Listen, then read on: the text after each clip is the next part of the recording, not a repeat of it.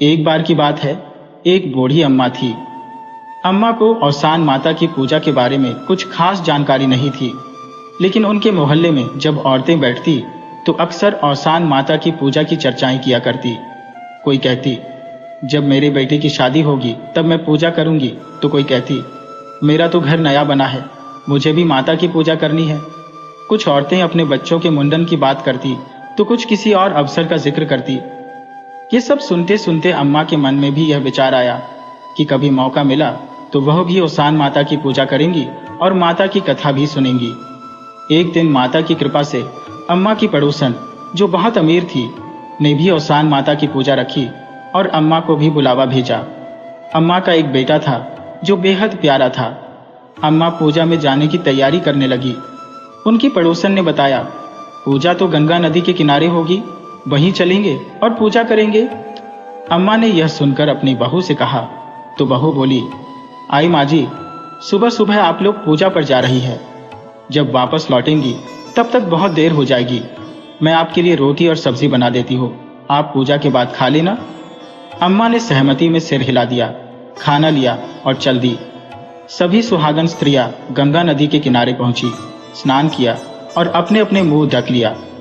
सभी ने माता का ध्यान लगाना शुरू कर दिया, लेकिन अम्मा को यह सब कुछ समझ नहीं आ रहा था। वह सोच में पड़ गईं। उन्होंने अपनी पड़ोसन से पूछा, अरे तुम लोग मुंह ढक कर क्या कर रही हो? पड़ोसन ने कहा, हम सब खाना खा रहे हैं। अम्मा ने थोड़ी हैरानी से कहा, अरे ये कैसी पूजा है? स्नान किया और तुरंत खाना शुरू कर दिया। चलो, जैसे ये लोग कर रहे हैं वैसे हम भी करेंगे।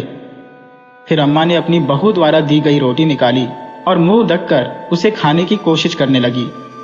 लेकिन जैसे ही उन्होंने रोटी का पहला टुकड़ा काटना चाहा, उनके दांत से रोटी टूटी ही नहीं। वह परेशान हो गई। फिर सोचा, अगर मैं सबके सामने रोटी निकालूंगी तो मेरी और बहू की इज्जत की धज्जियां उड़ जाएंगी। कुछ नहीं, थोड़ी देर की तो बात है, मैं भूखी रह लूंगी। थोड़ी देर बाद सभी औरतें पूजा के लिए बैठ गई। अम्मा भी पूजा में बैठी और औसान माता की कथा सुनने लगी। जैसे जैसे कथा आगे बढ़ी, अम्मा को समझ में आने लगा कि औसान माता की पूजा सिर्फ बाहरी रीति रिवाजों का नहीं, बल्कि भीतर से शुद्ध भावना का प्रतीक है। पूजा के बाद जब सब औरतें अपने अपने घर जाने लगी तो अम्मा ने वही पूजा कराने वाली महिला से कहा, अरे बहन, मैंने कथा में तो बड़े ध्यान से सुना था कि इस पूजा में भूखे पेट और बिना पानी पिए रहते हैं, फिर आपने सबको खाना क्यों खिलाया? इस पर बाकी औरतें हैरान होकर कहने लगी, हमने कब खाना खाया? किसने कहा कि हमने खाना खाया? अम्मा ने थोड़ा हिचकिचाते हुए कहा, अरे मैंने खुद ही पूछा था तो मुझे बताया गया कि सब लोग खाना खा रहे हैं। ये सुनते ही सब हंसने लगी और अम्मा की बात को मजाक में उड़ाने लगी। अम्मा चुप हो गई। उन्हें यह बहुत बुरा लगा कि पहली बार पूजा में आई थी और किसी ने उनसे सही बात नहीं कही। वह सोचने लगी, आज मेरी बहू ने भी रोटी ऐसी बनाई थी कि मेरे दांतों से काटी ही नहीं गई, भूखी रह गई, और ये लोग झूठ बोलकर चले गए कि हमने खाना खा लिया। अंदर ही अंदर वह माता रानी से माफी मांगने लगी, ही माँ, मुझे नहीं पता था कि पूजा में यह सब हो रहा था, मुझसे गलती हो गई। उसी वक्त एक पड़ोसन ने आकर कहा, अरे बहन, इतना परेशान क्यों हो? हम सब तो खड़े होकर माता का स्मरण कर रहे थे, कोई खाना नहीं खा रहा था। अम्मा ने भी सिर हिलाकर कहा, ठीक है, और सभी अपने अपने घर चले गए। जब अम्मा घर पहुंची तो वह बहुत उदास थी। उन्हें यही बात खल रही थी कि किसी ने उन्हें सही बात नहीं बताई और वह भूखी रह गई। उन्होंने सोचा, अगर बहू ने आज ढंग से रोटी बनाई होती तो शायद मैं खाना खा लेती और यह सारा झमेला नहीं होता, कम से कम मेरा व्रत तो नहीं टूटा। यही सोचते हुए वह चुपचाप जाकर लेट गई। बहू ने देखा कि अम्मा घर आकर बिना किसी से बात किए सीधे लेट गई है। उसने सोचा शायद थक गई होंगी। फिर बहू ने अम्मा से कहा, अरे अम्मा, प्रसाद नहीं दोगी? मुझे भी माता का प्रसाद चाहिए। अम्मा ने धीमी आवाज में कहा, जाओ, खोटी पर टंगा झोला है, उसी में प्रसाद रखा है, ले लो। जब बहू ने झोला उतारा और उसे खोला तो देखा कि उसमें जो रोटी अम्मा ने रखी थी वह तो सोने की बन गई थी।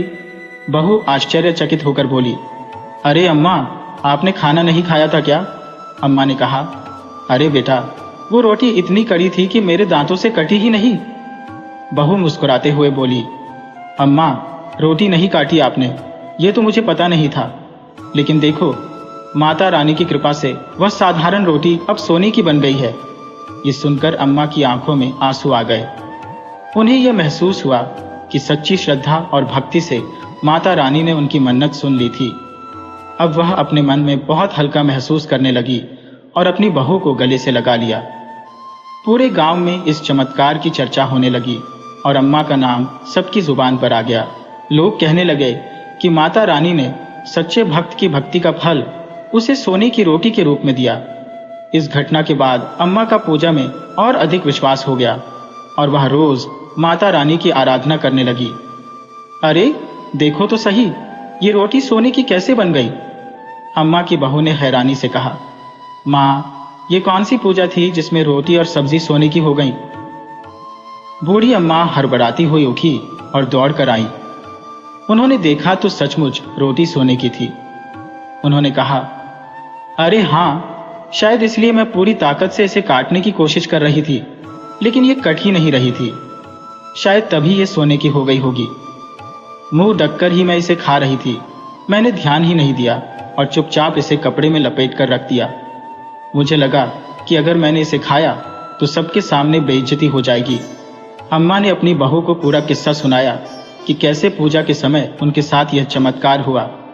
बहू ने हंसते हुए कहा, कोई बात नहीं माँ, माता की कृपा हुई है, तभी तो आपकी रोटी सोने की बन गई। अब अम्मा और भी खुश हो गईं। उन्होंने सोने की रोटी और सब्जी को सोनार के पास जाकर बेच दिया। इससे उन्हें बहुत सारा धन मिल गया। कुछ समय बाद अम्मा ने अपनी पड़ोसन से कहा, बहन, मुझे भी औसान माता की पूजा विधि बताओ, मुझे भी पूजा करनी है। पड़ोसन, जो पहले बहुत घमंड में थी, अब थोड़ी शर्मिंदा दिखी। माता औसान ने उसकी पूजा का अनादर करने पर उसे गरीबी में डाल दिया था।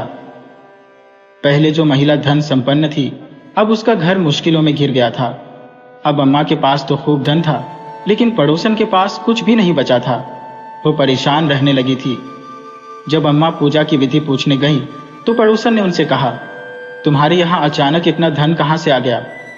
कुछ महीनों में तुम्हारे घर की हालत ही बदल गई है। अम्मा ने हंसते हुए कहा, ये सब औसान माता की कृपा है। और फिर सारा हाल सुनाया। जब आपने मुझसे कहा था कि हम मुंह बंद करके खाना खा रहे हैं, तो मैं भी खाने लगी थी। मुझे क्या पता था कि मेरी बहू ने जो रोटी बनाई थी वो सोने की हो जाएगी। माता ने मेरी पूजा खंडित नहीं होने दी और मेरी रोटी को सोने का बना दिया। मैं वही सोने की रोटियां और सब्जी बेचने गई थी, जिससे मुझे खूब सारा धन मिला। ये सब औसान माता की कृपा से हुआ है। अब मैं भी उनकी पूजा करना चाहती हूँ। पड़ोसन ने अब अपने घमंड को तजते हुए अम्मा को सारी पूजा विधि सिखा दी। अम्मा ने विधि विधान से पूजा की। इसके बाद पड़ोसन ने भी औसान माता से माफी मांगी। हे माता, मुझे नहीं पता था कि मैं आपकी पूजा का अनादर कर रही हूँ। मैंने अनजाने में अपमान किया, कृपया मुझे माफ कर दें। माता तो करुणामयी है। उन्होंने घमंडी महिला को माफ कर दिया। फिर से उसके घर में संपन्नता लौट आई।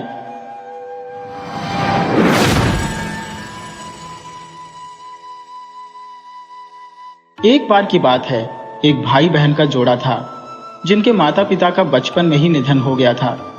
बहन बचपन से ही धार्मिक प्रवृत्ति की थी, उसकी मां की तरह। वह हर रोज पूजा पाठ करती और शान माता का गुणगान करती। जहां भी कोई धार्मिक आयोजन होता, वह वहां उपस्थित रहती।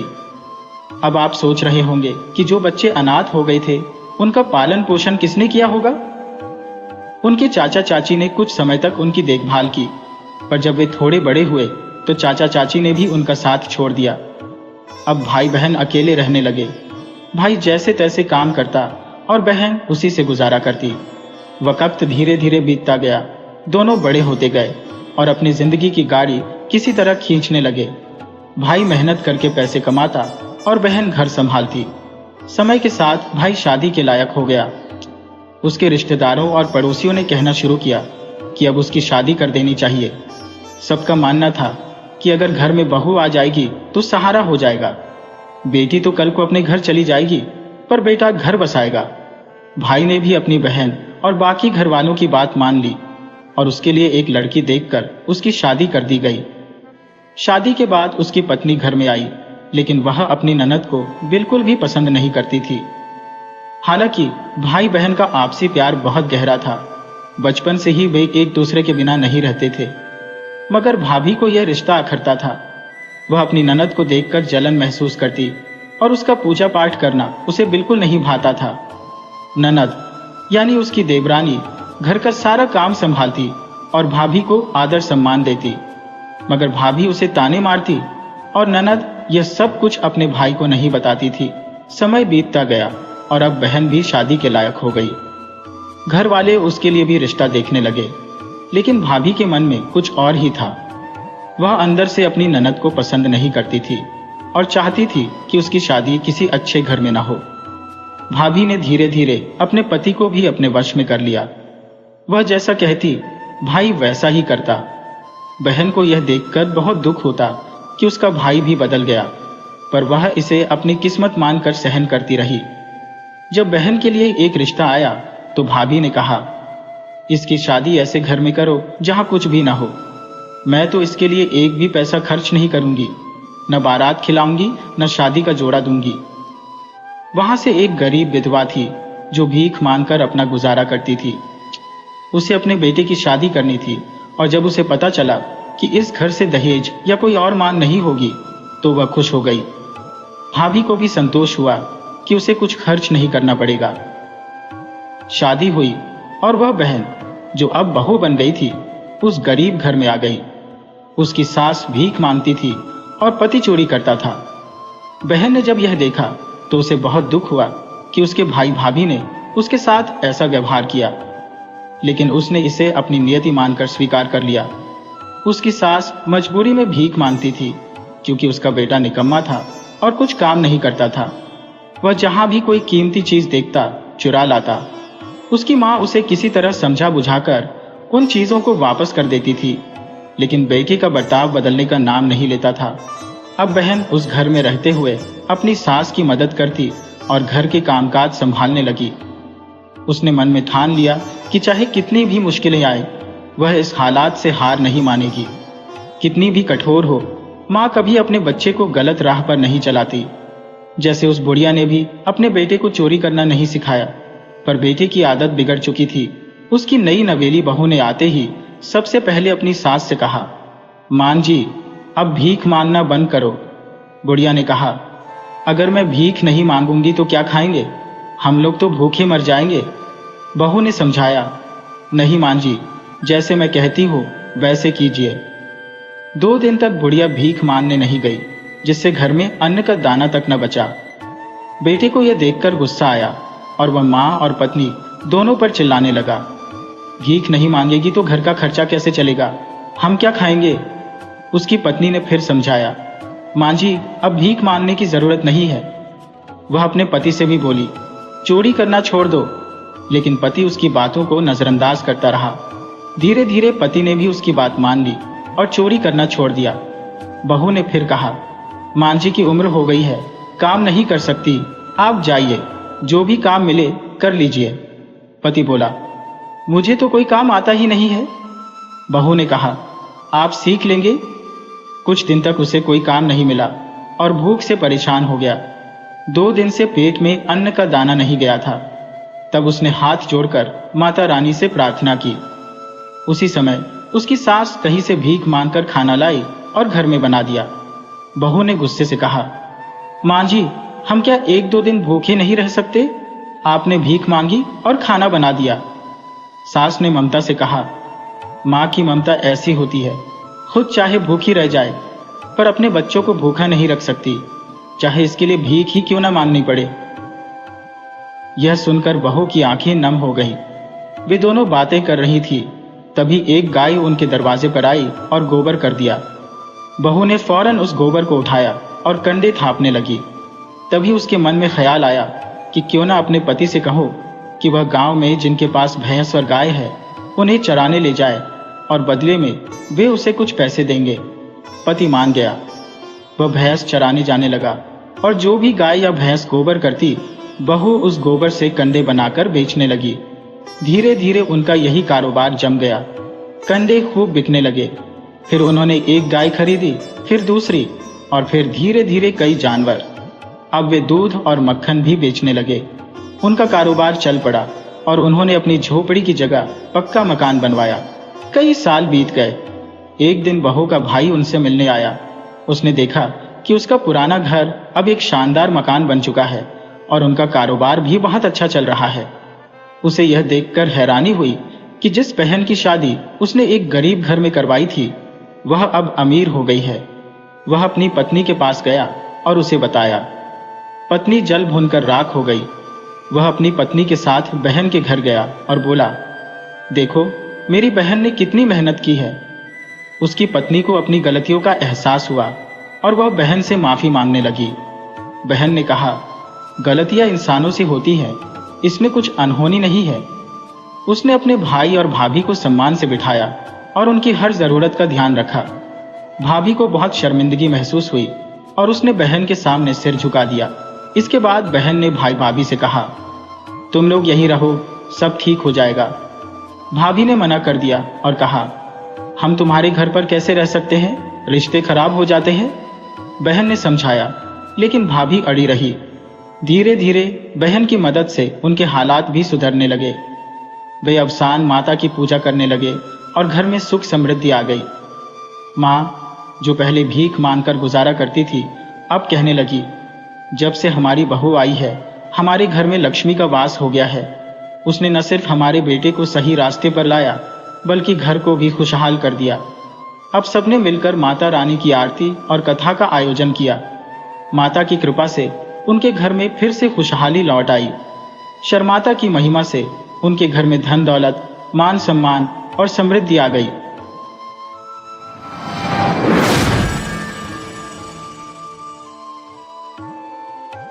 एक छोटे से गांव में एक बुढ़िया रहती थी, जिसका एक लौता बेटा था।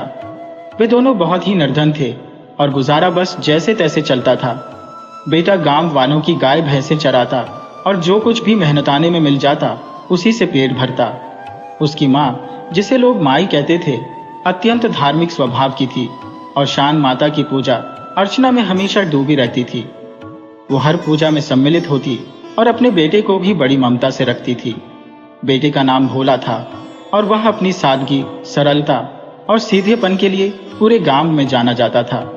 न कभी किसी से झगड़ा किया और न ही किसी से मनमुटाव। उसकी ये स्वाभाविक सादगी और विनम्रता गांव के लोगों को बहुत पसंद थी। एक दिन की बात है, जब गर्मियों के खड़े दिनों में वह जानवरों को चराने जंगल में गया। ज्येष्ठ महीने की चिलचिलाती धूप में गाय भैंसें इधर उधर चर रही थी और वह एक बड़े पेड़ की छांव में जाकर बैठ गया। पेड़ पर बैठे दो पक्षी आपस में बातचीत कर रहे थे। उनका वार्तालाप भोला के कानों में पड़ा और उसकी रुचि जग गई। एक पक्षी दूसरे से कह रहा था, क्या तुमने उस राज्य की राजकुमारी रूपमती के बारे में सुना है? उसकी सुंदरता इतनी अलौकिक है कि जिसे एक बार देख लो, वह खाना पीना तक भूल जाए। ये सुनकर भोला आश्चर्यचकित हो गया और सोचने लगा कि आखिर वो राजकुमारी कितनी सुंदर होगी। तभी दूसरे पक्षी ने बताया, राजा ने 3 शर्तें रखी हैं, जो कोई भी पूरी कर देगा, राजा उसी से अपनी बेटी का विवाह करेंगे। लेकिन आज तक किसी ने भी वो शर्तें पूरी नहीं की और इसीलिए राजकुमारी अब तक कुमारी है। भोला पूरे ध्यान से पक्षियों की बात सुन रहा था और शाम को जब घर लौटा तो उसका चेहरा उदासी से भरा हुआ था। उसकी मां ने पूछा, क्या हुआ बेटा, आज तू इतना उदास क्यों है? भोला ने जवाब दिया, मां, मैंने एक राज्य की राजकुमारी के बारे में सुना है। उसका नाम रूपमती है।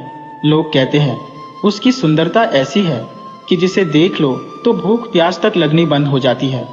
मां, मुझे उसी राजकुमारी से विवाह करना है। बुढ़िया माई ने हंसते हुए कहा, अरे रे, तू कितना भोला है। हम तो गरीब लोग हैं और वो राजकुमारी है। भला वो तुझसे शादी क्यों करेगी? राजा तुझे सजा देगा बेटा। इस विचार को अपने मन से निकाल दे। हम तो जैसे तैसे जी रहे हैं। लेकिन भोला ने अपनी जिद नहीं छोड़ी। उसने ठान लिया कि चाहे जो हो जाए, उसे तो राजकुमारी से ही विवाह करना है। उसकी मां ने कहा, बेटा, जिसका कोई अता पता नहीं, उसे खोजने तू कहां जाएगा? पर भोला नहीं माना। उसने अपनी मां से कहा, मां, मुझे बस रानी रूपमती से ही शादी करनी है। उसकी माँ ने भी आखिरकार उसकी जिद को मान लिया और कहा, ठीक है बेटा, जो तुझे सही लगे वही कर। तू मेरा इकलौता सहारा है, तेरी खुशी में ही मेरी खुशी है। अगले दिन सवेरे भोला उठ गया और अपनी माँ से कहा, माँ, मेरे लिए रास्ते में खाने का कुछ सामान बना दे। उसकी माँ ने जो घर में था वही बनाकर दे दिया। भोला ने माँ से कहा, मुझे गुड़ और शक्कर भी दे दो। उसकी माँ बोली, गुड़ शक्कर तो गरीबों का सहारा ही है, इससे भूख मिटती है।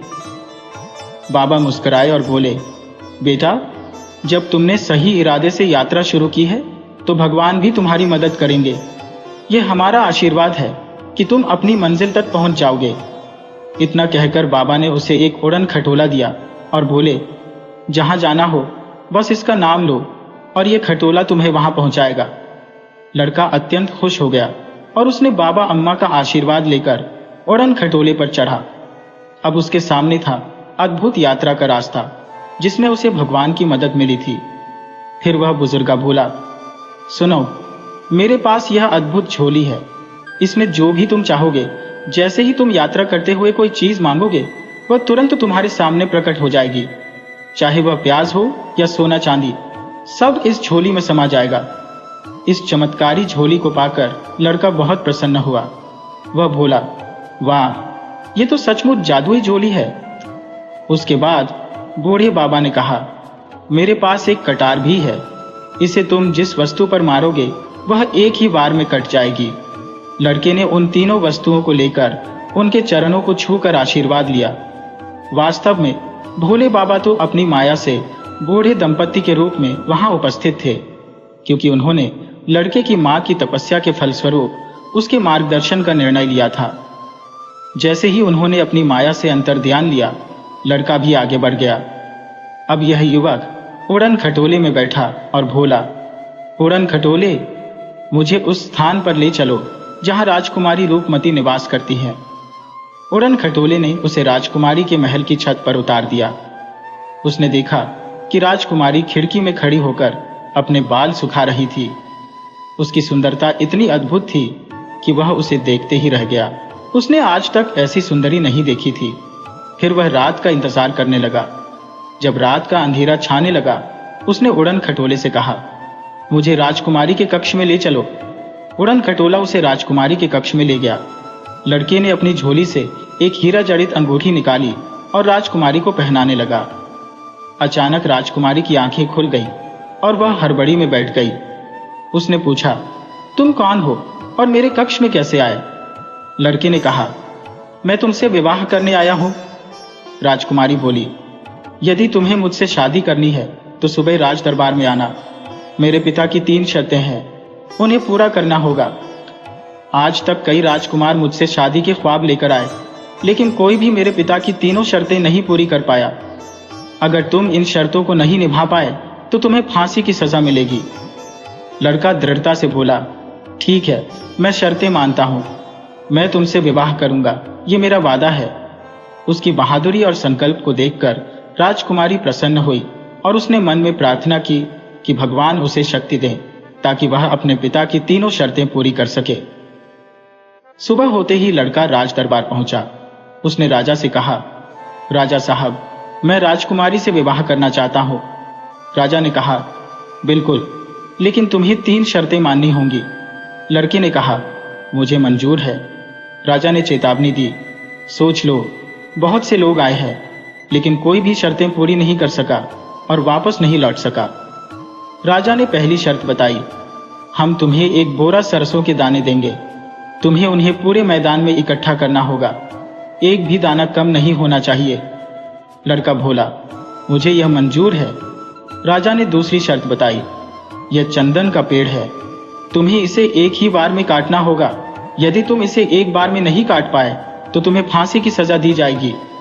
लड़के ने फिर से कहा, मुझे दूसरी शर्त भी मंजूर है। अब राजा ने तीसरी और अंतिम शर्त बताई, तुम्हें एक विशाल जंगली चूहा पकड़ना होगा। यदि तुम उसे पकड़ने में असफल रहे तो तुम्हारी सजा निश्चित है।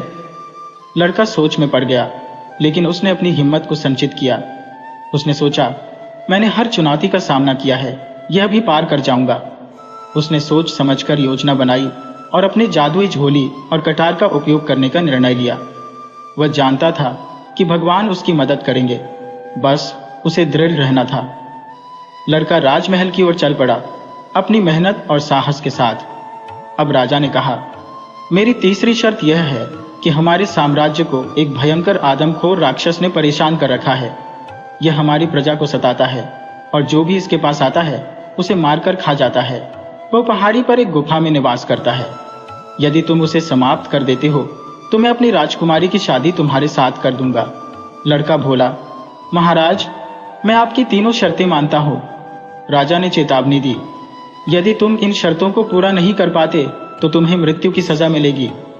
लड़के ने दृढ़ता से कहा, ये शर्तें मुझे मंजूर है, मैं इन्हें पूरा करने के लिए तत्पर हूँ। राजा ने अपने सैनिकों को आदेश दिया कि वे पूरे मैदान में सरसों के दाने बिखेर दें, एक भी दाना कम नहीं होना चाहिए। सैनिकों ने आदेश का पालन किया और पूरे मैदान में दाने बिखेर दिए। वहां जगह जगह रेत और कच्चा मैदान था। लड़के ने मन में सोचा कि उसे अपने मित्र चींटियों की मदद लेनी होगी। उसने चींटी रानी का नाम लिया और जैसे ही चींटियों ने उसकी पुकार सुनी, वे एक दूसरे से संवाद करने लगी। कुछ ही पल में मैदान चींटियों से भर गया। सभी ने एक एक दाना उठाया और उसे बोरी में डाल दिया। लड़का राजा के पास गया और बोला, राजा साहब, मैंने सारे दाने बोरी में डाल दिए हैं, आप कृपया चेक कर लें। राजा ने देखा कि एक भी दाना कम नहीं था। यह देखकर वह दंग रह गया। फिर राजा ने उसे चंदन के पेड़ की ओर इशारा किया और कहा, इसे एक ही बार में काट दो। लड़के ने वह कटार निकाली जो बूढ़े बाबा ने उसे दी थी। उसने उसे एक ही बार में पेड़ के तने पर मारा और पेड़ एक झटके में गिर गया। यह देखकर राजा हैरान रह गया और बोला, वाह, यह तो अद्भुत शक्तिशाली है। अब राजा ने कहा, ठीक है, तुमने दूसरी शर्त भी पूरी कर दी है। अब तुम्हें तीसरी शर्त पूरी करनी होगी, जो कि उस आदमखोर राक्षस को मारना है। लड़के ने उस राक्षस की याद करते हुए सोचा कि उसने पहले एक शेर को बचाया था। उसने मन में शेर को याद किया और चमत्कारिक रूप से शेर वहां प्रकट हो गया। शेर ने पूछा, भाई, तुमने मुझे क्यों याद किया? लड़के ने कहा, इस पहाड़ी पर एक आदमखोर है जिसे मारना है। शेर बहुत खुश हुआ। अच्छा, आज का भोजन तो मेरा होगा। और वह पहाड़ी की ओर चल पड़ा। थोड़ी ही देर में शेर ने राक्षस को मारकर उसकी हड्डियां वहीं छोड़ दी। जब राजा ने यह देखा कि शेर ने राक्षस को समाप्त कर दिया है तो वह बहुत प्रसन्न हुआ। उसका राज्य अब भयमुक्त हो गया था। राजा ने लड़के से कहा, मैं अपनी बेटी की शादी तुम्हारे साथ खुशी खुशी करूंगा। लड़का और राजकुमारी एक दूसरे से प्रेम करने लगे और शादी के लिए तैयार हुए। राजा ने चंदन के पेड़ से एक खूबसूरत डोली बनवाई जिसमें राजकुमारी को विदा किया गया। जब राजकुमारी विदा हो रही थी, राजा ने उसे बहुत सा धन देकर विदाई दी। लड़का बोला, आपने हमें बहुत सा धन दिया है, लेकिन क्या आप हमें 4 रोटियां और थोड़ा सा गुड़ भी दे सकते हैं? ये सुनकर सब लोग हैरान हो गए कि ये 4 रोटियां और गुड़ का क्या करेगा। राजकुमारी बोली, मेरे पिता ने रास्ते के लिए स्वादिष्ट पकवान बनवाए हैं, इतना धन दिया है, फिर ये 4 रोटियां और गुड़ क्यों? लड़के ने कहा, मैं चींटी रानी से मिलूंगा और उन सभी चींटियों को यह भोजन देना है। राजकुमारी ने उसकी बात सुनकर 4 रोटियां और गुड़ अपनी डोली में रख लिया। राजा ने खुशी खुशी उन्हें विदा किया और लड़का अपनी पत्नी के साथ चल पड़ा। रास्ते में उन्होंने एक पेड़ के नीचे आराम किया। लड़के ने 4 रोटियों को मसालेदार बनाया और गुड़ मिलाकर वहां डाल दिया, जिससे चींटियां बहुत प्रसन्न हो गईं। उसने सुना है कि जब किसी को चींटियों को भोजन कराया जाता है तो भगवान विष्णु प्रसन्न होते हैं। जिनके काम नहीं बनते उनके बिगड़े काम भी बन जाते हैं। जब लड़का घर पहुंचा तो उसकी मां ने उसे देखा और कहा, तुम तो बहुत गाजे बाजे के साथ आ रहे हो। यह सुनकर पड़ोसी महिला ने कहा, तुम मजाक कर रही हो, हमारे बेटे ने राजकुमारी के साथ शादी की है। जब बुजुर्गा ने अपनी बहू को देखा तो वह मंत्रमुग्ध रह गई। राजकुमारी अद्भुत सुंदर थी, जैसे ब्रह्मांड की रानी। बुजुर्गा ने अपनी बहू का जोरदार स्वागत किया और उसे गृह प्रवेश कराया। वह बोली, माता रानी, आपने मेरी लाज रख ली है। आपकी कृपा से मेरी सभी इच्छाएं पूरी हो गई हैं। राजकुमारी के आने से न केवल दरिद्रता का नाश हुआ, बल्कि गांव में खुशहाली छा गई। राजा ने पूरे गांव को निमंत्रित किया और भव्य भोज का आयोजन किया। सभी ने मिलकर उत्सव मनाया और शान माता की महिमा का गान किया। जैसे माता ने इस गरीब लड़के की इच्छाएं पूरी की, वैसे ही इस कथा को सुनने वाले और कहने वाले सभी की मनोकामनाएं भी पूरी हो।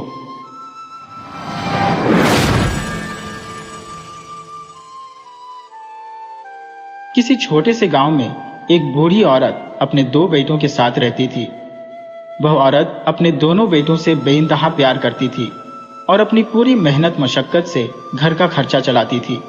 उसका पति भी काफी उम्रदराज था और वो भी जैसे तैसे मेहनत करके अपना गुजारा करता था। वक्त बीतता गया और धीरे धीरे बच्चे जवान हो गए। बूढ़ी औरत बहुत ही धार्मिक स्वभाव की थी। वह हमेशा पूजा पाठ में डूबी रहती और अगर कहीं से भी शान माता का बुलावा आता तो वह बिना देर किए वहां जरूर जाती। यहाँ तक कि अगर बुलावा नहीं भी आता तब भी वह पूरी कोशिश करती कि किसी भी धार्मिक आयोजन में शामिल हो सके। समय के साथ उसके बड़े बेटे की शादी हो गई। बहू घर आई, लेकिन उसकी सासू माँ की तरह नहीं थी। वह बहू बड़ी ही बुरे स्वभाव की थी। उसे न तो किसी से लगाव था और न ही घर के कामकाज से। वह देखती कि उसकी सास सुबह सुबह उठकर पूजा में लग जाती है, फिर जानवरों का चारा डालने और गाय भैंस के काम में जुट जाती है। ये देखकर बहू को लगता कि सारा काम तो उसे ही करना पड़ता है। इसी कारण वह अपनी सास से मन ही मन नफरत करने लगी थी। बहू ने सोच लिया कि अगर उसकी सास काम करेगी तभी वह भी काम करेगी, वरना वह भी हाथ पर हाथ धरकर बैठी रहेगी। जब भी सास पूजा करने बैठती, बहू कहती, माँ जी मैं भी आपके साथ पूजा करूंगी। सास ये सुनकर खुश हो जाती कि चलो, उसकी बहू भी पूजा पाठ में रुचि रखती है। लेकिन सच्चाई यह थी कि बहू बस समय काटने के लिए पूजा में बैठती थी। उसका ध्यान कहीं और होता था और मन ही मन वह अपनी सास के लिए बुरा भला सोचती रहती थी। जब सास पूजा से उठती तो देखती कि खाने का समय हो गया है और बहू भी पूजा में लगी है। बेचारी बुढ़िया खुद ही खाना बनाने लग जाती। कभी कभी बहू बर्तन साफ करने लगती, लेकिन अगर सास कोई काम करती तभी बहू भी काम करती, वरना वह भी काम करने से कतराती थी। फिर भी सास को यह सब बुरा नहीं लगता था। वह बस इस बात से खुश थी कि उसकी बहू पूजा पाठ में रुचि ले रही है। कुछ समय बाद बूढ़ी औरत के छोटे बेटे की भी शादी हो गई और छोटी बहू घर आई। वह बहुत सीधी सादी थी, लेकिन उसे पूजा पाठ का ज्यादा ज्ञान नहीं था। जब भी कोई धार्मिक आयोजन होता तो बड़ी बहू और सास पूजा में चली जाती और छोटी बहू अकेले ही सारा घर संभालती। वह मन से बहुत साफ थी और अपनी सास ससुर की सेवा दिल से करती थी, इसलिए माता रानी की कृपा उस पर हमेशा बनी रहती थी। बूढ़ी औरत अपनी दोनों बहुओं से बहुत प्रेम करती थी, लेकिन बड़ी बहू के मन में हमेशा गलत विचार चलते रहते थे। वह काम से बचने का कोई न कोई बहाना ढूंढती रहती थी। कभी सिर दर्द का बहाना करती तो कभी पेट दर्द का। समय बीतता गया और छोटी बहू गर्भवती हो गई। 9 महीने बाद उसने एक सुंदर से पुत्र को जन्म दिया। अब जब उसकी गोद में बच्चा आ गया तो उसने सोचा, मुझे भी पूजा में जाना चाहिए। अब तो मैं भी माँ बन गई हूँ और सब पूजा में जाती है तो मुझे भी पूजा करनी चाहिए। जब उसने यह बात अपनी सास से कही तो उसकी सास ने उसे बड़े प्रेम से कहा, बेटी अब तुम आराम करो। पूजा पाठ तो तुम्हारा भाई भी कर लेगा, लेकिन तुम्हारा स्वास्थ्य और बच्चे की देखभाल जरूरी है। यह सुनकर छोटी बहू खुश हुई और अपनी सास की बात मानकर आराम करने लगी। उसकी सास ने माता रानी का धन्यवाद किया, क्योंकि उनके घर में सुख शांति बनी रही। एक दिन वह बहू अपनी सास से बोली, माँ जी क्या मैं भी आपके साथ पूजा में चल सकती हूँ? उसकी सास ने खुशी खुशी कहा, चल बेटा जरूर चलो। लेकिन उसकी जेठानी ने उसे टोकते हुए कहा, तुम पूजा में क्या करोगी? घर पर रहो और अपने बच्चे का ख्याल रखो। पर उस बहू के मन में पूजा को देखने और समझने की बड़ी इच्छा थी। वह जानना चाहती थी कि आखिर पूजा कैसे होती है, भजन और कीर्तन कैसे होते हैं। जब उसकी सास और जेठानी पूजा में चली गई तो वह चुपचाप उस घर के पीछे खड़ी हो गई जहां पूजा हो रही थी। उसने दूर से देखा कि भजन कीर्तन और कथा कहानी चल रही थी और यह देखकर उसे बहुत आनंद आया। वह अपने बच्चे को गोद में लेकर गेट के पास खड़ी रही। जब आरती का समय आया तो उसने बाहर से ही आरती ली और अपने बच्चे को भी आरती दिखाकर घर लौट आई। अब यह उसका रूटीन बन गया। जब भी गांव में कहीं पूजा होती वह चुपचाप जाकर पास खड़ी हो जाती और पूरी पूजा देखती सुनती।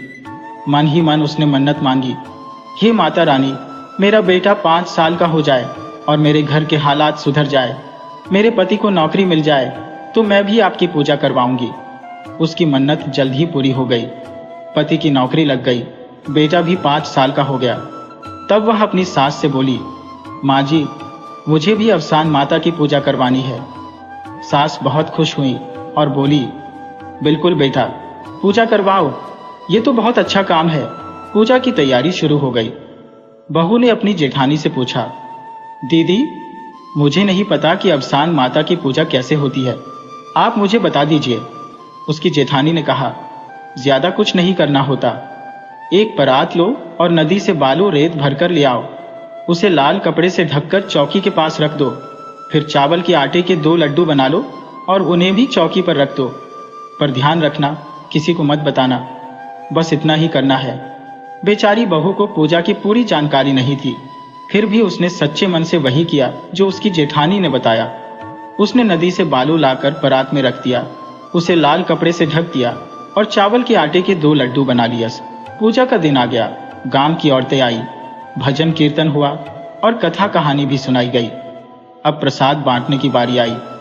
बहू ने अपनी जेठानी से कहा, दीदी, आपने जो बताया था वो सब मैंने कर लिया, अब आप प्रसाद बांट दीजिए। जेठानी मन ही मन सोच रही थी कि यह तो सबको बालू का प्रसाद बांटेगी, इसलिए उसने चालाकी से कहा, नहीं नहीं, प्रसाद तुम ही बांटो।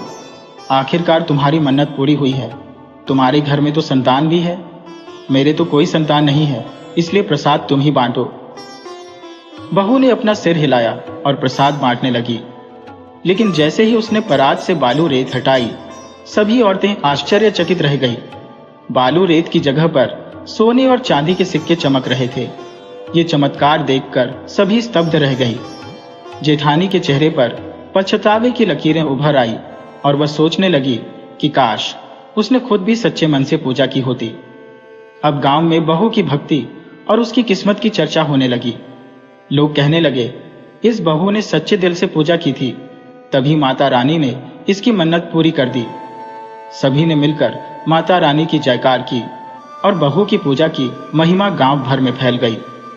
जब वह हाथ उठाने लगी और कपड़ा हटाया तो सारा प्रसाद 56 भोग में बदल चुका था। प्रसाद की सुगंध इतनी लाजवाब थी कि जिसने भी उस खुशबू को महसूस किया वह तारीफ के बिना रह नहीं सका। हर कोई कहने लगा, देखो, बुढ़िया ने अपनी बहू से कितना बढ़िया प्रसाद बनवाया है, पूरे 56 भोग का इंतजाम किया है। इतने प्रकार के पकवान और उनकी सुगंध तो दिल को छू रही है। ये सुनकर जेठानी अंदर ही अंदर जल उठी। वह खुद को कहने लगी, मैंने तो इसे रेत लाने को कहा था, फिर इसने इतने स्वादिष्ट प्रसाद कैसे बना लिए। छोटी बहू ने सबको प्रसाद बांटना शुरू किया, ससुर, जेठ और यहाँ तक कि जेठानी को भी दिया। लेकिन जब जेठानी ने प्रसाद खाया तो उसके मुंह में रेत आ गई। वह गुस्से से आगा बबूला हो गई और देवरानी पर चीखते हुए बोली, तूने मुझे प्रसाद के बदले रेत क्यों खिला दी। वहां मौजूद महिलाएं कहने लगी, अरे आप क्या कह रही हैं? छोटी बहू ने हम सबको भी वही प्रसाद दिया है जो आपको दिया है, ये बालू रेत कैसे दे सकती है। सभी ने प्रसाद की तारीफ की। इतना स्वादिष्ट प्रसाद तो हमने पहले कभी नहीं खाया। जेठानी को और भी बुरा लगा, पर वह मन महसूस कर रह गई। जब सब लोग चले गए तो बूढ़ी सास ने छोटी प्लेट की तरफ इशारा करते हुए पूछा, इसमें क्या रखा है जो लाल कपड़े से ढका हुआ है। छोटी बहू ने कहा, मां जी, इसमें चावल के 2 लड्डू रखे हैं। जब सास ने वह कपड़ा हटाया तो देखा कि दोनों लड्डू सोने के बन गए हैं। यह देखकर जेठानी फिर से लालची हो उठी और बोली, इनमें से एक लड्डू मेरा है, क्योंकि मैं ही तो तुझे रेत लाने के लिए कहा था। छोटी बहू मुस्कुराते हुए बोली, कोई बात नहीं दीदी, आप ये लड्डू रख लीजिए। उसने एक लड्डू जेठानी को दे दिया और दूसरा लड्डू अपने ससुर को देते हुए कहा, पिताजी, ये माता रानी की कृपा से सोने का हो गया है, इसे बेचकर घर की जरूरतें पूरी कीजिए। जेठानी बड़ी खुश हुई, लेकिन उसके मन में लालच था। उसने वह लड्डू संदूक में रखा, लेकिन वह लड्डू फिर से चावल के आटे में बदल गया। ये देखकर वह और जल भून गई। गुस्से में आकर उसने वह लड्डू देवरानी पर फेंक दिया और बोली, ले, तूने तो हमेशा मेरे साथ अच्छा किया है। बूढ़ी सास ने उसे समझाते हुए कहा, बेटा, ये तुम क्या कर रही हो? छोटी बहू तो दिल की साफ है और तुमने अपने लालच में उसे कितना कुछ करवा दिया है। छोटी बहू ने सास को पूरी बात बताई। दीदी ने मुझसे रेत लाने को कहा था, लेकिन माता रानी की कृपा से वह 56 भोग में बदल गया। मुझे पूजा करना तो आता नहीं और मैंने आपसे भी नहीं पूछा था। ये सुनकर जेठानी को बहुत शर्मिंदगी महसूस हुई। अब वह अपनी देवरानी से जलन महसूस करने लगी। धीरे धीरे दिन बीतने लगे। छोटी बहू का घर संपन्न होने लगा। उन्हें संतान भी हो गई। वहीं जेठानी को न संतान हुई और न ही उसके कामों में बरकत रही। वह हमेशा उल्टे सीधे काम करती, जिससे घर में परेशानी बढ़ने लगी। एक दिन जेठानी गुस्से में अपनी देवरानी से बोली, तूने जरूर कोई जादू तो न किया है। जब देखो तेरे सब काम बन जाते हैं और मेरे बिगड़ जाते हैं। मैं ही तो माता रानी की कीर्तन में जाती हूँ, फिर तो क्यों सफल होती है। सास ने बड़ी बहू को डांटते हुए कहा, तू पूजा में जाने के बजाय घर की चुगलियां करती रहती है, तो खुद दूसरों को नीचा दिखाने में लगी रहती है। फिर भगवान तुझसे खुश कैसे होंगे। भगवान तो सच्चे दिल के भाव के भूखे होते हैं। जहाँ प्रेम और भक्ति है वहीं उनकी कृपा बरसती है। अब जेठानी को अपनी गलती का एहसास हुआ। उसने शर्मिंदा होकर अपनी देवरानी से माफी मांगी और कहा, छोटी, मुझे माफ कर दे, मैंने तेरे साथ बहुत गलत किया। उसके बाद दोनों बहुओं ने एक साथ माता रानी की पूजा की। अब सान माता की कृपा से जेठानी की समझ में भी बदलाव आ गया। अब वह अपनी सास का आदर करने लगी, ससुर का भी सम्मान करने लगी और अपनी देवरानी से भी प्यार और स्नेह से पेश आने लगी। धीरे धीरे उसके घर में भी खुशियां लौट आईं। उसे एक सुंदर पुत्र की प्राप्ति हुई और उसके पति का काम भी दोबारा चल निकला। घर में हर तरफ से सुख और समृद्धि आने लगी और इस तरह माता रानी की कृपा से दोनों बहुओं का जीवन खुशहाल हो गया। और आखिर में सबने मिलकर कहा, जय अवसान माता की।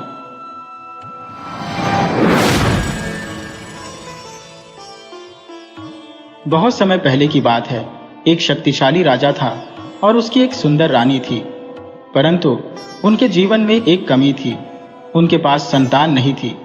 रानी का हृदय हमेशा इस बात से व्यथित रहता, क्योंकि वह अत्यधिक धार्मिक प्रवृत्ति की महिला थी और हमेशा पूजा पाठ में लगी रहती। उसने दिन रात मां भगवती से संतान की याचना की। अंततः उसकी मन्नतें सुन ली गईं और माता रानी की कृपा से रानी को एक अद्भुत और बेहद सुंदर कन्या की प्राप्ति हुई। राजा का हर्ष का कोई ठिकाना न रहा। अपनी बेटी के जन्म के उपलक्ष्य में उसने अपने दरबार के श्रेष्ठ राजपुरोहित को बुलाया और कहा, पंडित जी, मेरी बेटी का भाग्य कैसा रहेगा? क्या यह हमारे राज्य और परिवार के लिए शुभ होगी? राजपुरोहित ने जब उस नवजात कन्या को देखा तो वह विस्मित हो उठा। उसकी आंखें आश्चर्य से खुली रह गईं, क्योंकि वह कन्या साधारण नहीं थी, वह तो अत्यंत भाग्यशाली प्रतीत हो रही थी। पंडित जी ने भविष्यवाणी की, महाराज, यह बालिका तो अद्वितीय है। यह जहां हाथ लगाएगी वहां सोने की वर्षा होगी। ये कन्या 12 वर्ष पहले की घटनाओं को भी जान सकेगी और 12 वर्ष बाद का भी सटीक ज्ञान रखेगी। उसके स्पर्श से सभी चीजें स्वर्ण में परिवर्तित हो जाएंगी। लेकिन पंडित जी के मन में लालच जाग उठा। उसकी नीयत बिगड़ गई। उसने सोचा, यदि मैं इस कन्या से विवाह कर लूं तो मेरा जीवन तो संवर जाएगा। राजा को झूठ बोलकर मैं उसे गंगा में प्रवाहित करवा दूं और फिर स्वयं उसे निकालकर अपनी पत्नी बना लूं। इस विचार से प्रेरित होकर पंडित जी ने राजा से झूठ बोलना आरंभ किया। महाराज, यह कन्या आपके लिए अशुभ है। इसके कारण आपकी रानी 1 सप्ताह के भीतर प्राण त्याग देगी और 1 महीने बाद आप भी मृत्यु को प्राप्त होंगे। यह आपके कुल का नाश कर देगी। राजा इन बातों से बुरी तरह घबरा गया। वह पंडित जी से उपाय मांगने लगा।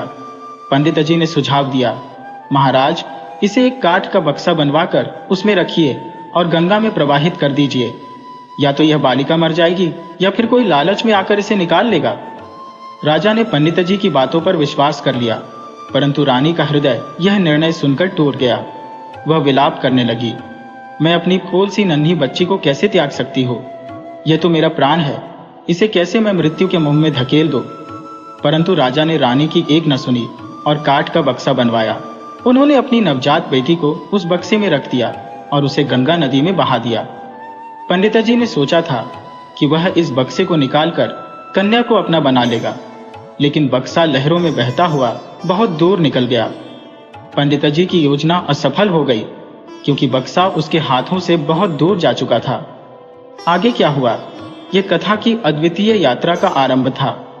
वह बक्सा नदी में बहता हुआ एक दूर दराज गांव के निकट जा पहुंचा। वहां एक निर्धन मछुआरा और उसकी पत्नी रहते थे, जो संतानहीन थे। जब मछुआरे ने बक्सा देखा तो उसे खोलने पर उसकी आंखों में आश्चर्य और आनंद की चमक थी।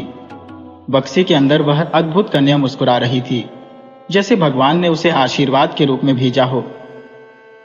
किसी समय की बात है, जब वो लड़की उस बक्से में छिपाई गई, राजा ने उस बक्से को सोने, चांदी, हीरे और मोतियों से इस कदर सजा दिया कि अगर कभी कोई लड़की बच भी गई तो कोई लालच में उसे अपना लेगा। उस बक्से को एक नन्ही सी कश्ती पर रखकर दूर कहीं बहा दिया गया और वो बहते बहते एक गांव के समीप पहुंच गया। उस गांव के पास एक केवट था जो अपनी नाव चला रहा था। वही गांव के पास ही एक कुम्हार मिट्टी गूंथ रहा था, जो बर्तन बनाने के लिए मिट्टी तैयार कर रहा था। संयोग से उसी समय वह गंगा स्नान करने के लिए भी गया। तभी उसकी नजर नदी में बहते हुए बक्से पर पड़ी, जो दूर से ही चमक रहा था। बक्सा सोने का प्रतीत हो रहा था।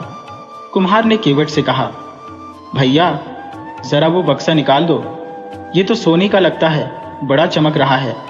बाहर जो भी होगा मैं ले लूंगा और अंदर जो कुछ होगा वो तुम रख लेना। केवट ने नाव चलाकर बक्से को नदी से निकाल लिया। बक्सा सचमुच हीरे मोतियों से जड़ा हुआ था।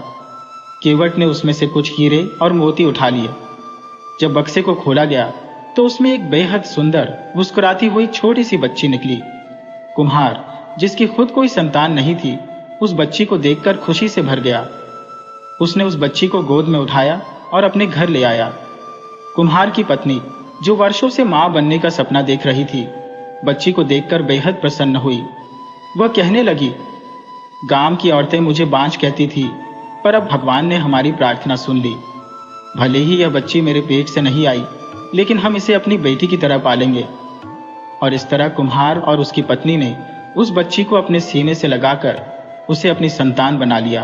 बच्ची बहुत छोटी थी, महज 2-3 दिन की। भूख से बिलख रही थी। तब कुम्हार की पत्नी ने उसे अपने सीने से लगाया और एक चमत्कार हुआ, उसके सीने में दूध उतर आया। इस प्रकार वे उस बच्ची को अपनी बेटी की तरह पालने लगे। समय बीता और जब वह लड़की 5 साल की हो गई तो एक दिन उसने अपने पिता से कहा, पिताजी, आप इतनी मेहनत से मटके बनाते हैं, लेकिन वो इतने सस्ते क्यों बिकते हैं? पिता ने जवाब दिया, बेटा, यही हमारी रोजी रोटी है, मेहनत से ही गुजारा होता है। लड़की ने कहा, पिताजी, जब आप मटके बाजार में ले जाओ मुझे बताना। जब मैं इन मटकों को छू लूंगी तो वे 5 रुपए के बिकेंगे। उस समय 5 रुपए बहुत बड़ी रकम होती थी। कुम्हार ने लड़की की बात मानी। जब वह मटके लेकर बाजार गया तो लड़की ने मटकों को छू लिया। चमत्कार हुआ, सारे मटके तुरंत बिक गए और खाली हाथ लौटने की नौबत नहीं आई। धीरे धीरे उनके घर में समृद्धि आने लगी। ये लड़की भाग्यशाली थी, जहां भी जाती वहां खुशहाली लाती। लोग कहने लगे कि यह लड़की साक्षात लक्ष्मी का अवतार है। कुछ समय बाद वही कपटी ब्राह्मण उस रास्ते से गुजरा जिसने कभी राजा की बेटी से विवाह करने की साजिश रची थी। जब उसने उस सुंदर भाग्यशाली कन्या को देखा और उसकी कहानियां सुनी तो उसे तुरंत पहचान गया कि यह वही लड़की है जिसे उसने कभी नष्ट करने की कोशिश की थी। अब ब्राह्मण के मन में लालच और कुचक्र फिर से जाग उठा और उसने इस लड़की के पीछे एक और साजिश रचने की ठान ली। आगे क्या हुआ, इसका निर्णय समय के हाथों में था, लेकिन यह लड़की अब अपने भाग्य के पथ पर एक नई यात्रा पर अग्रसर थी। अब उस गंगा में बहाई गई बेटी की किस्मत ने उसे कुमार के घर पहुंचा दिया था। बेटी के मिलने के बाद कुमार और उसकी पत्नी को बड़ी खुशी हुई और उनका विश्वास जीवन में और भी बढ़ गया। बेटी अब बड़ी हो रही थी और उसकी सुंदरता पूरे गांव में प्रसिद्ध हो चुकी थी। एक दिन वही पंडित जो पहले राजा को धोखा देने के प्रयास में था, कुमार के घर आया और उसने कहा, मैं आपकी बेटी से विवाह करना चाहता हूं। यह सुनते ही कुमार का चेहरा गुस्से से लाल हो गया। वह चिल्लाया, अरे मूर्ख ब्राह्मण, तेरी उम्र देख और मेरी बेटी की उम्र देख। तू क्या मेरी जवान बेटी से विवाह करेगा? पंडित ने जिद करते हुए कहा, क्यों नहीं, तुम्हारी बेटी मेरे साथ सुखी रहेगी, इसमें क्या समस्या है? गांव के कुछ लोग जो पंडित की चापलूसी में थे ने भी कहना शुरू कर दिया, इसमें क्या बुराई है? पंडिता जी कह रहे हैं कर दो अपनी बेटी का विवाह। लेकिन कुमार और उसकी पत्नी ने पंडित की एक न सुनी। वे अपने फैसले पर अटल रहे और बोले, हम अपनी बेटी का विवाह किसी योग्य वर के साथ करेंगे, न कि किसी बूढ़े के साथ। हमारी बेटी का भाग्य उससे जुड़ा होना चाहिए जो उसकी बराबरी का हो। अपमानित होकर पंडित वहां से चला गया और सीधा राजा के पास पहुंचा। पंडित ने राजा से कहा, महाराज, पास के गांव में एक अद्वितीय सुंदर कन्या है। वह आपके योग्य है, परंतु उस घर में रहने के काबिल नहीं। यदि आप उससे विवाह कर लें तो आपके वंश को संतान मिल सकती है और आपका कुल आगे बढ़ सकता है। राजा की पत्नी ने राजा को दूसरी शादी करने से मना किया। उसने कहा, आपने पहले ही अपनी संतान को गंगा में बहा दिया। इस पाप का परिणाम आपको अवश्य मिलेगा। आपको इस अपराध की सजा भुगतनी पड़ेगी। दूसरी शादी से कुछ नहीं होगा। लेकिन पंडित राजा को कन्या दिखाने ले गया और जब राजा ने उसे देखा तो वह उसकी सुंदरता से प्रभावित हो गया। उसने अपनी रानी की बातों को नजरअंदाज कर दिया और सीधे कुमार के पास पहुंचा। राजा ने कहा, मैं तुम्हारी बेटी से विवाह करना चाहता हूं। कुमार को लगा कि उसकी बेटी रानी बनेगी, इसलिए वह खुश हो गया। लेकिन वह इस सच्चाई से अनजान था कि यह वही कन्या है जिसे राजा ने पहले गंगा में बहा दिया था। उधर लड़की सब जानती थी, लेकिन वह चुप रही। उसने सोचा कि समय आने पर सही कदम उठाएगी। उसने कहा, ठीक है, जैसा मेरे पिता तय करेंगे। अब शादी की तैयारियां शुरू हो गईं। राजा निश्चित समय पर बारात लेकर चल दिया। विवाह की सारी रस्में धूमधाम से होने लगी, लेकिन लड़की के मन में कुछ और ही चल रहा था। विवाह मंडप में जब फेरे होने का समय आया, तभी लड़की ने सभी के सामने कहा, मैं यह विवाह नहीं कर सकती। राजा चौंक गया और बोला, क्यों? लड़की ने सिर झुकाकर कहा, महाराज, क्या आपको याद है कई साल पहले आपने अपनी संतान को गंगा में बहा दिया था? राजा के चेहरे का रंग उड़ गया। वह धीरे से बोला, हां, पर तुम्हें यह कैसे पता? लड़की ने सिर उठाकर राजा की आंखों में देखा और कहा, क्योंकि मैं वही संतान हूं जिसे आपने गंगा की लहरों में छोड़ दिया था। यह सुनते ही पूरे दरबार में सन्नाटा छा गया। राजा अवाक रह गया और उसकी आंखों से आंसू बहने लगे।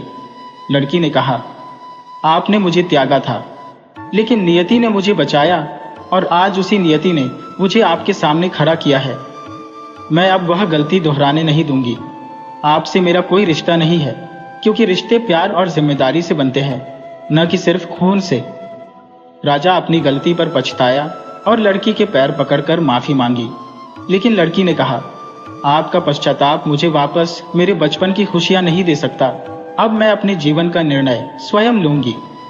उसके इस साहसिक निर्णय के बाद वह कन्या उस गांव में सम्मान के साथ रहने लगी और उसने अपने जीवन में कई महान कार्य किए जो इतिहास में हमेशा के लिए दर्ज हो गए। राजा की आंखों में हैरानी तब गहराई जब उस लड़की ने कहा, पिताजी, मैं आपकी बेटी हूं। यह सुनते ही राजा को मानो बिजली का झटका लगा। उसने गुस्से से कहा, यह कैसी बदतमीजी है? मैं यहां शादी करने आया हूं और तुम ऐसी बातें कर रही हो?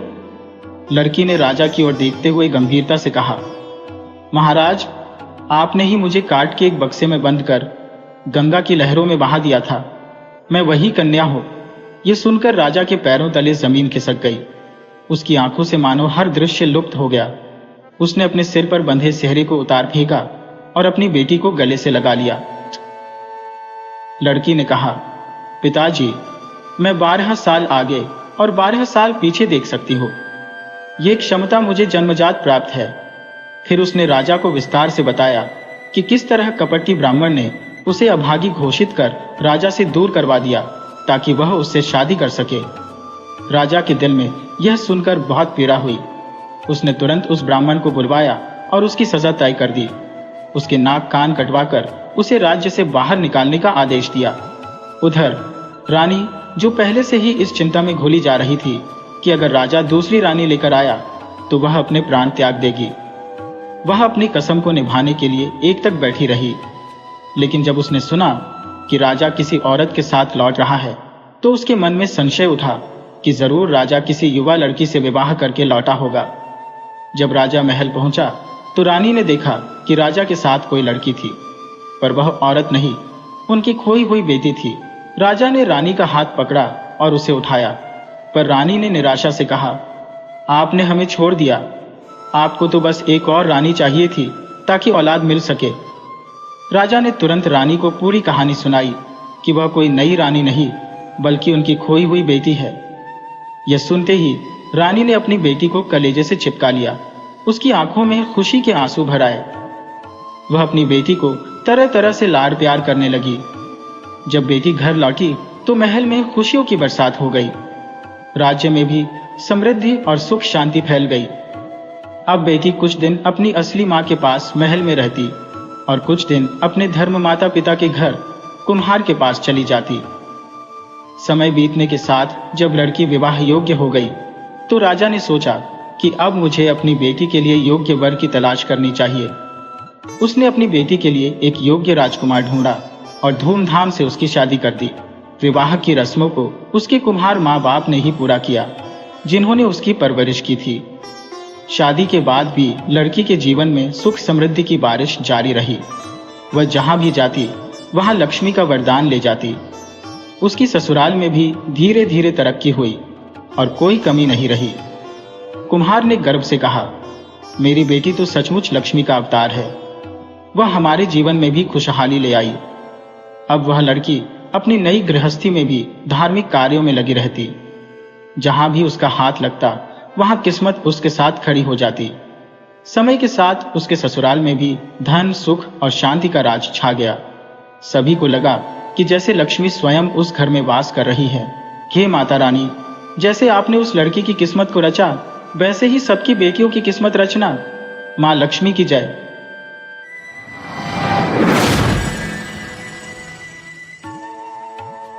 रामपुर नामक एक छोटे से गांव में एक किसान निवास करता था। उसके 2 संतानें थीं। बड़ी पुत्री जिसकी आयु 6 वर्ष थी और छोटी पुत्री जो केवल 6 महीने की थी। दुर्भाग्यवश उसकी पत्नी का देहांत हो गया। इस दौरान किसान का नाम सोहनलाल था। सोहनलाल अपनी छोटी बेटी को अपनी पत्नी की मृत्यु का कारण मानता था, इसलिए उसके प्रति उसके मन में गहरी नफरत पलती थी। इसके विपरीत अपनी बड़ी बेटी के प्रति वह अत्यधिक स्नेह दर्शाता था। समय बीतने के साथ बड़ी बेटी बड़ी होती गई और छोटी बेटी भी कुछ बड़ी हो गई।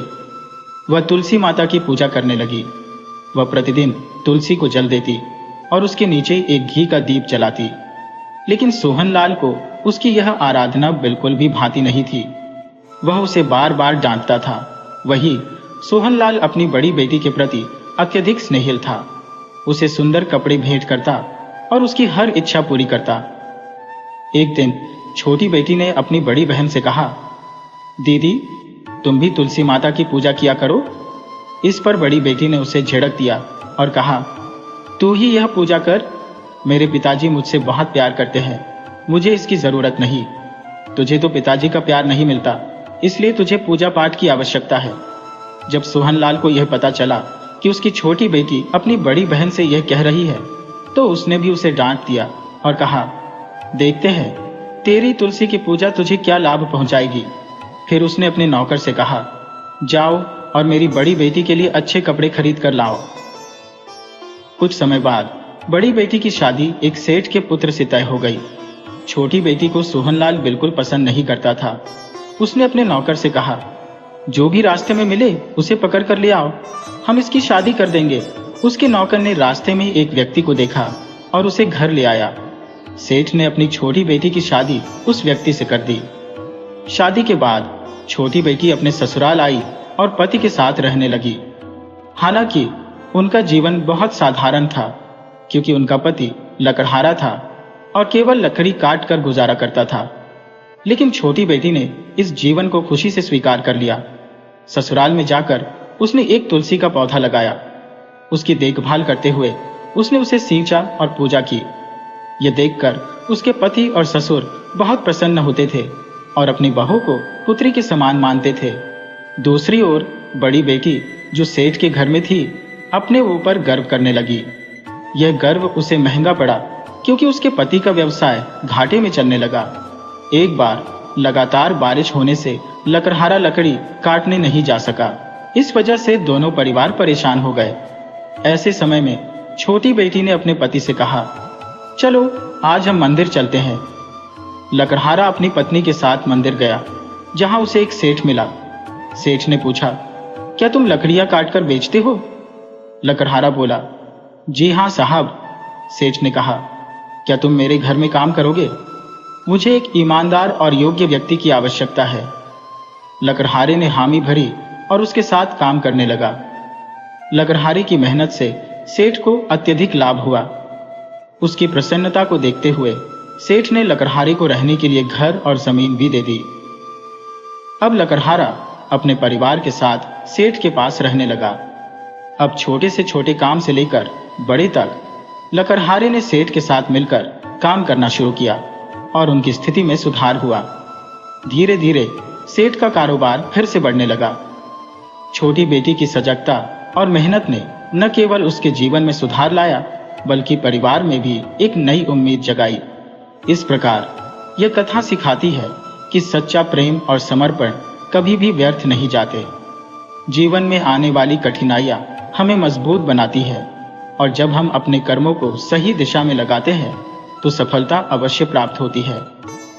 इस यात्रा में छोटी बेटी ने न केवल अपनी मेहनत से अपनी पहचान बनाई, बल्कि अपने परिवार के लिए भी एक उदाहरण प्रस्तुत किया। अंततः सभी ने यह समझा कि साधारणता में भी महानता छिपी होती है, बस उसे पहचानने की जरूरत है। और इस प्रकार रामपुर गांव में फिर से खुशियों की बहार लौट आई। धीरे धीरे उनका व्यापार ऐसा चमका कि अब वे सेटअप को कमीशन देने लगे, और वक्त का पहिया ऐसा घूमा कि वे खुद भी एक बड़े सेट बन गए। अब उनके अच्छे दिन लौट आए थे। उन्होंने खूब समृद्धि देखी, लेकिन उनकी छोटी बेटी कभी अपनी आस्था से डगमगाई नहीं। वह रोज तुलसी माता की पूजा करती, तुलसी को पानी देती और शाम को घी का दीपक जलाकर अपने परिवार के सुख समृद्धि की कामना करती। एक दिन जब वह कहीं जा रही थी, रास्ते में उसकी बड़ी बहन से टकरा गई। बड़ी बहन की हालत देखकर वह दुख से भर गई। उसके कपड़े फटे हुए थे और चेहरा उदासी से भरा हुआ था। छोटी बहन उसे अपने घर ले आई और बड़ी बहन से पूछा कि ये सब कैसे हुआ। बड़ी बहन ने रोते हुए अपने पति के व्यापार में हुए घाटे की बात बताई और यह भी बताया कि पिता का व्यापार भी डूब गया है। अब हालात इतने बुरे हो गए हैं कि पूरा परिवार गरीबी में जी रहा है। छोटी बेटी के लिए यह सब सुन पाना मुश्किल था। वह तुरंत दौड़कर अपने पिता के घर गई। वहां पहुंचकर उसने देखा कि जिस तुलसी के पौधे की वह रोज पूजा करती थी, वह अब सूख चुका है। उसके जाने के बाद किसी ने उस पौधे का ध्यान ही नहीं रखा, न उसे पानी दिया। यह देखकर उसका दिल और भी भारी हो गया। उसने तुरंत एक नया तुलसी का पौधा लगाया और अपने पिता और बहन की मदद करना शुरू किया। जब उसके पिता और बहन को यह एहसास हुआ कि छोटी बेटी ने उनका कितना साथ दिया है, तब उन्हें अपने व्यवहार पर शर्मिंदगी महसूस हुई। पिता ने अपनी बेटी से कहा, बेटी मुझे माफ कर दो, मैंने एक पिता होकर भी तुम्हारे साथ बहुत बुरा व्यवहार किया। छोटी बेटी ने मुस्कुराते हुए कहा, पिताजी मैंने कभी भी बुरा नहीं माना। आप मेरे लिए हमेशा मेरे पिताजी रहेंगे और मैं आपको दिल से इज्जत करती हूँ। तुलसी माता की कृपा से पिता और बड़ी बहन को भी इस बात का बोध हुआ कि उन्होंने केवल छोटी बेटी का ही नहीं, बल्कि तुलसी माता का भी अपमान किया था। वे अब पश्चाताप करने लगे और तुलसी माता से माफी मांगने लगे। छोटी बेटी ने उन्हें समझाया, आप एक नियम बना लीजिए, हर दिन तुलसी माता को पानी दीजिए और शाम को उनके नीचे घी का दीपक जलाइए। इससे आपकी सारी बाधाएं दूर हो जाएंगी। अब उसके पिता और बड़ी बहन ने यह नियम अपना लिया। धीरे धीरे उनका व्यापार फिर से चलने लगा और उन्होंने अपना खोया हुआ सब कुछ वापस पा लिया।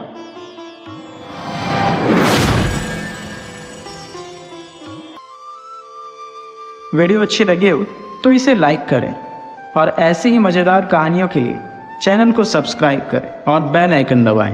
ज़्यादा से ज़्यादा अपने दोस्तों को शेयर करें। धन्यवाद।